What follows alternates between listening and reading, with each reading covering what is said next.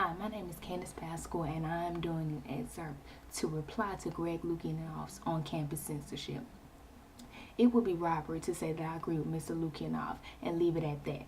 I do believe that with the First Amendment that we have in place, it is against the law for any college to say that students may not use their freedom of speech. I believe that if you take away a man's voice, then you have basically taken away everything that he stands for. That man can no longer express his opinion, he can no longer voice his concerns, and he can no longer protest his disapprovals.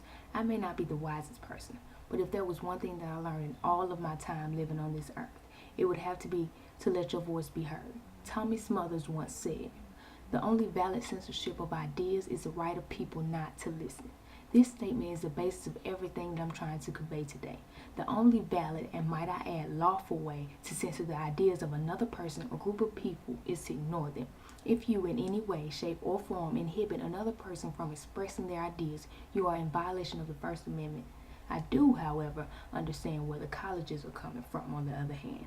Not to counter anything that I previously stated, but with the way our generation acts today, there is no real way of possibly knowing what will be said or done during freedom of speech. It's one thing to say, hey, let's protest this idea, but it's a whole different situation when you come to the conclusion that you're going to disrupt property or any other thing against the law to get your point across. In no way am I saying that all college students have this mindset, but since the colleges don't know which ones do, they simply decide to shut the whole operation down before anything gets out of control.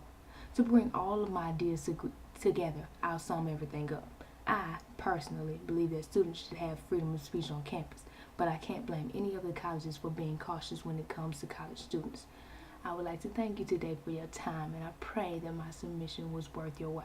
Thank you.